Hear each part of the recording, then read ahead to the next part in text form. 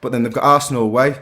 You know, we all know that Mikel Arteta has worked at Manchester. Easy 3 points. You listen. You don't know that's away from home. You've got Chelsea and I was at Villa Park. I mentioned it earlier, and Chelsea first half, yeah, they were competitive, but they weren't great in that final third.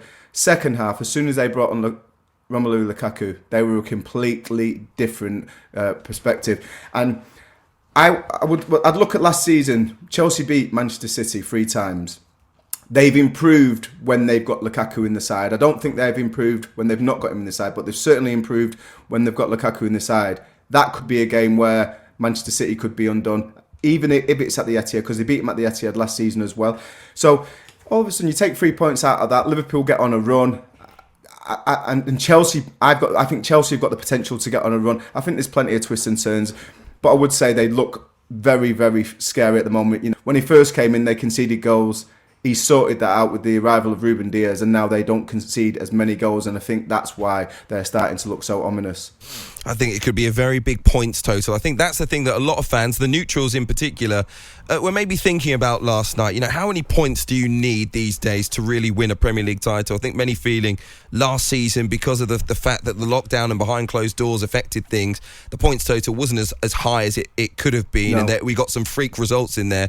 But I think when fans have been in stadia, you've got to say that over 90 points is sort of the mark these days to win the Premier League title. I think 95. I think Pep's raised the standard and the consistency, and that goes with his philosophy. You know, it's not about individual players. If you're relying on individual players week in, week out, especially around this period where there's so many games, to be match winners, I think it's unreasonable. I don't think players can do that. Whereas the philosophy and the process at Manchester City under Pep has been all about team, all about the squad, all about rotation. No superstar. They've not even got a striker. They've made all us ex-players, they've made all the pundits seem silly because they're doing this without a striker. And everyone said Manchester City will never need to replace Sergio Aguero. But will they win the Champions League without a striker? Possibly. You think Possibly, so? because you look at the confidence. Confidence and momentum are a massive thing in football, and you look at the confidence within that squad, and you don't even know who you're going to play against. I think they've got the potential to win the lot, and I know they're out of the EFL Cup, but I really do feel they've got the potential to win the lot because they don't rely on any one individual. You look at the standards that he set. You know, Foden and Grealish were dropped because they came in a little bit worse for wear the next day. There's no superstars at that football club. Everyone is expected to behave professionally and do their job. And if they get dropped for a game, Raheem Sterling got dropped for many games, he's come back in. He's been on fire.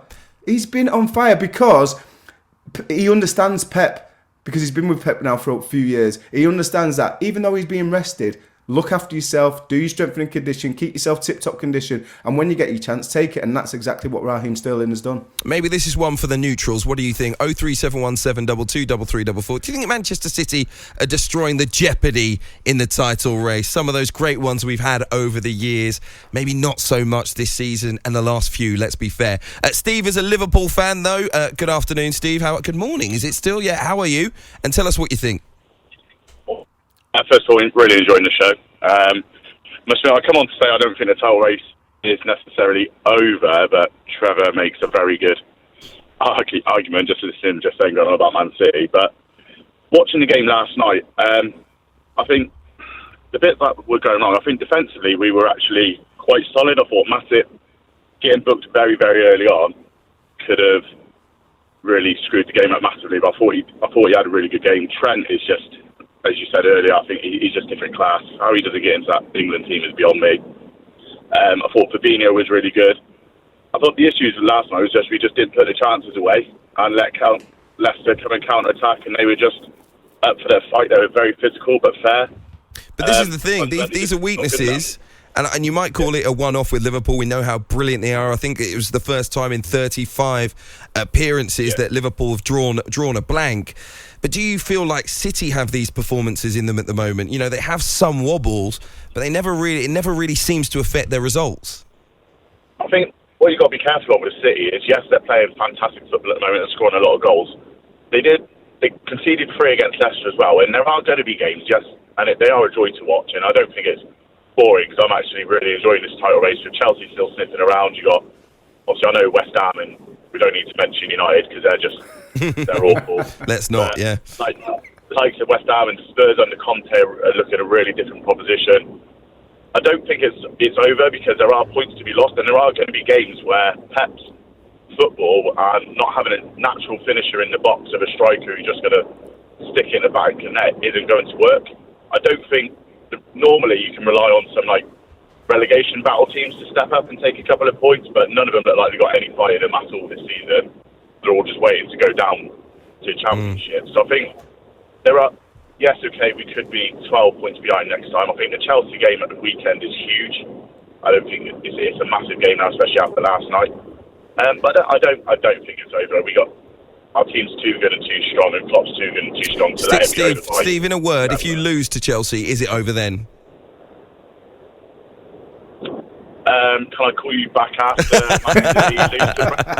Absolutely, you can. We'll speak to you then, Steve. Liverpool fan, thank you for joining us on talkSPORT. Trevor, let me read to you a couple of the messages that have come in. This one's from Christopher. It says, the Premier League is over. Ask Trevor how he feels that his beloved team, I think he means Manchester City there, has bought the title 4 out of 5 times. It's an unfair playing field. They can afford to not even play a £100 million player. Klopp has done wonders. FSG need to support him before it's too late.